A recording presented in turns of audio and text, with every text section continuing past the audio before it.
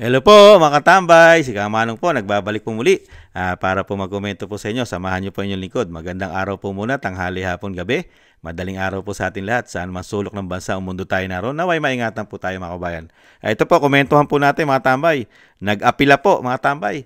Nag-apila at talagang nagpaalala pa ang ating Pangulo, lalong-lalo po sa ating mga overseas workers mga tambay, mga OFW natin, na bumoto na raw po tayo, lalong-lalo yung mga hindi nakaboto. Napaka-importante raw po. Pumili raw po tayo ng tamang kandidato, mga tambay. Pakinggan po natin ang Pangulo, mga tambay, yung kanyang paalala. Umapila si Pangulong Ferdinand Marcos Jr. sa mga overseas Filipino na hindi pa nakakaboto na samantalahin ang pagkakataon na makapili ng tamang kandidato. Sa kanyang video message, sinabi ng Pangulo na pagkakataon ito para makilahok sa kinabukasan ng ating bayan. Dagdag pa niya, mas pinadali na ngayon ang pagboto sa mga Pilipinong nasa abroad. Nagsimula ang pagboto ng overseas Filipinos noong April 13 at magtatapos sa May 12. Ngayon, mas madali na ang pagboto. Kahit nasaan kayo sa mundo, hindi na kailangan pumila o bumiyahe. Sa pamamagitan ng online voting, may papahayag ninyo ang inyong boses na mabilis, ligtas at maayos. Gamitin natin ang karapatang ito. Piliin natin ang kandidatong may malasakit, kakayahan at may panindigan. Yan po mga tambay, piliin daw po natin na may kakayahan, malasakit at may paninindigan. Bumoto raw po ng tama. Tama! Thank you, Mr. President. Dahil alam na po namin na hindi po namin iboboto ang inyo pong kandidato. Dahil hindi po namin nakikita ang malasakit, paninindigan. Di ba? Wala po kami nakikita, mga tambay. Kung may malasakit po sila at paninindigan sa bayan, mga tambay, ay matagal na po kayo inimbestigahan, Mr. President. Di po ba? Kaya maraming salamat po, Mr. President. Pinaalala mo sa amin na wag po namin iboto ang alyansa, Mr. President. Dahil hindi po namin nakita yung sinasabi niyo pong malasakit, may paninindigan. At lalo-lalo yung makabayan. Di ba? Dahil napakarami pong dapat imbestigahan po yata sa inyo. Di ba, tambay? Lalo-lalo na po yung pumuputok pong issue. Mga tambay, ano po yon? Unahin muna natin yung PhilHealth. Di ba? SSS, GSIS, yung PDIC. Di ba? Ano pa? Yung flood control. Di ba? Yung ginto sa Central Bank. Di ba? At yung 2025 National Budget, Mr. President. At yung ginto nyo po na pumuputok po sa Asia. Kaya putok na putok po sa Hong Kong, Mr. President. Yung inyong ginto raw, di umano. Yung kay Atty. Roque, mga tambay, putok na putok po yan. Hanggang Taiwan at buong Asia ay pinag-uusapan na po ang inyo pong napakaraming ginto na 350 tons daw po at nagkakahalaga ng $100 billion, Mr. President. Tama po. Kaya kailangan po namin pumili ng boto, pumili ng kandidato na may prinsipyo, paninindigan. At syempre po, yung sinasabi pong makabayan para po maimbestigahan po kayo, Mr. President.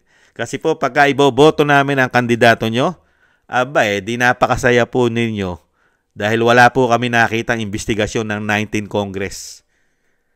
Mga kababayan, di po ba? May nakita po ba tayo inimbestigahang anomalya sa 19 Congress?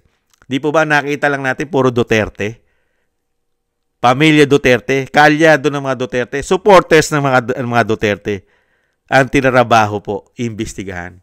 Pero po sa inyo, Mr. President, sa inyong administrasyon, napakalinis po. Walang anomalya, walang bahid korupsyon.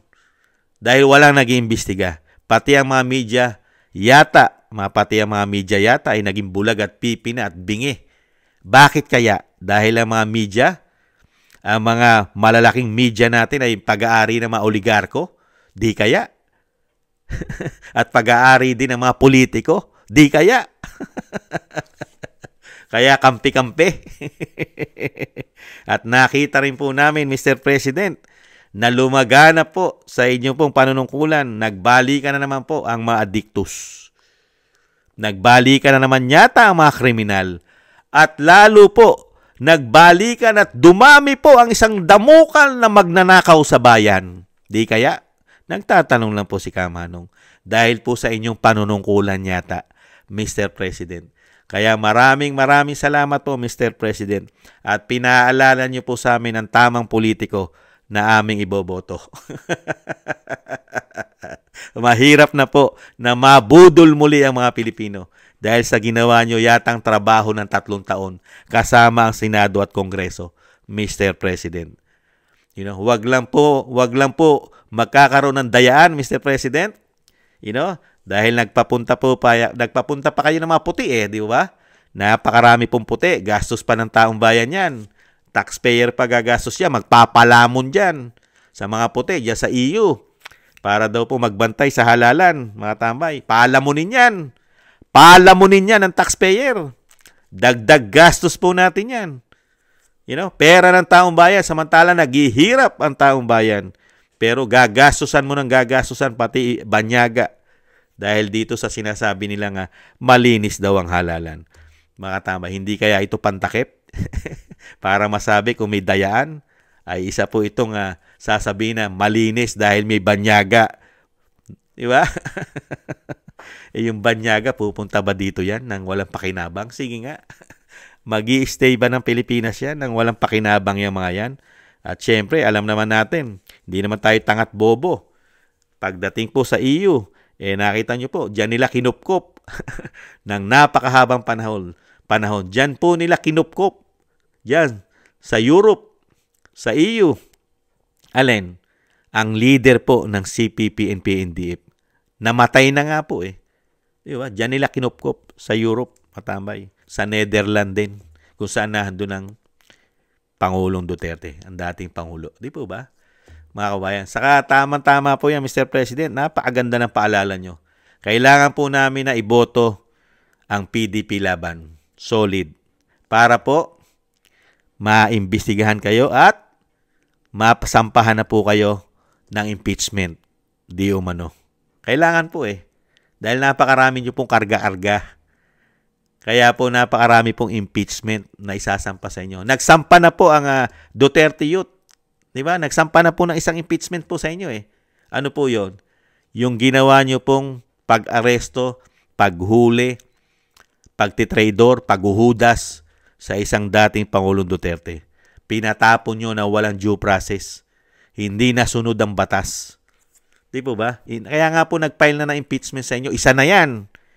Pag nakapasok ang PDP laban sa Senado at Kongreso at mapalitan pa rin ang speaker, magkakasunod-sunod na po ang impeachment nyo, Mr. President.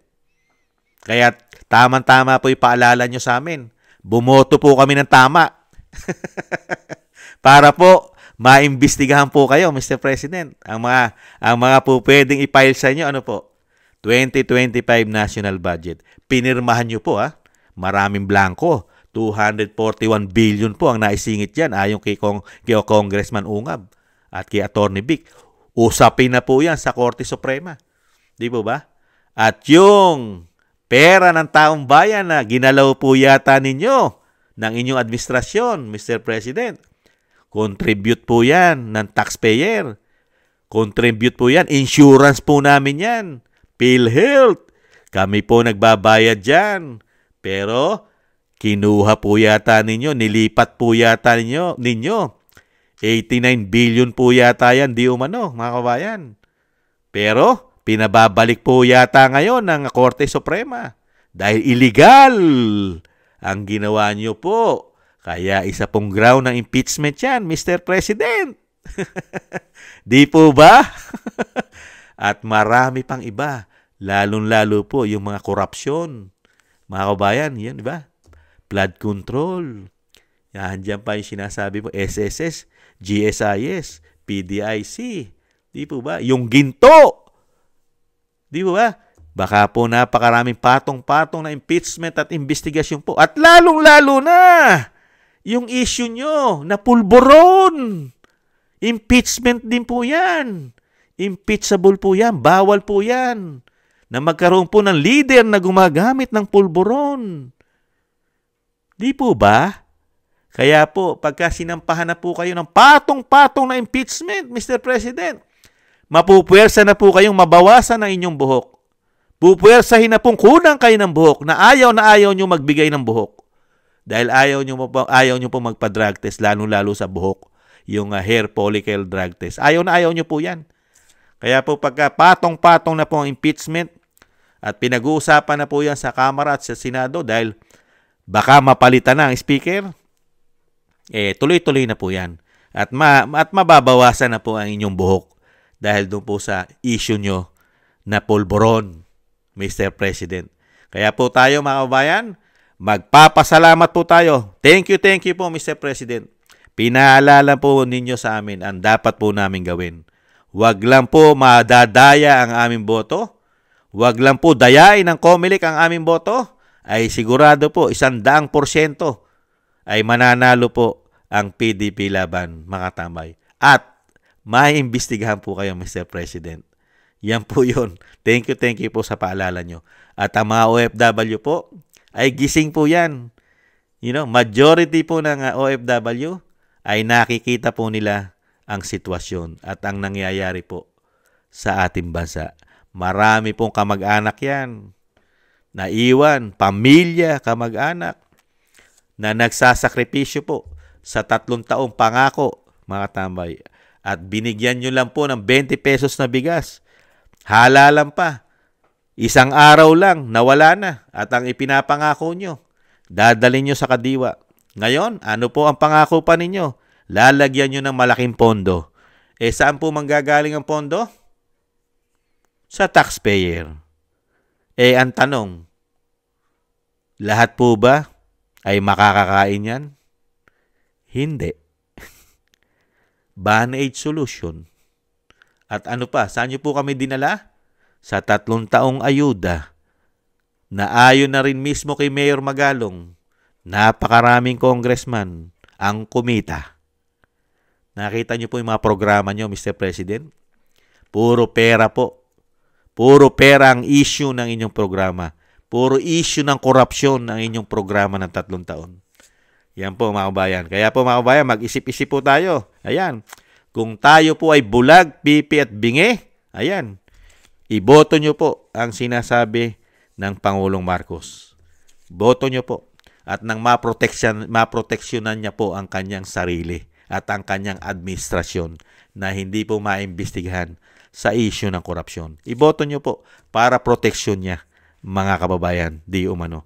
Ayan po mga tambay, ang kabilin-bilinan ng Pangulo ng Pilipinas at si Kamanong po ay nagpapasalamat dahil po nagbigay po siya ng idea kay Kamanong na tama na hindi ko iboto ang alyansa, mga kababayan.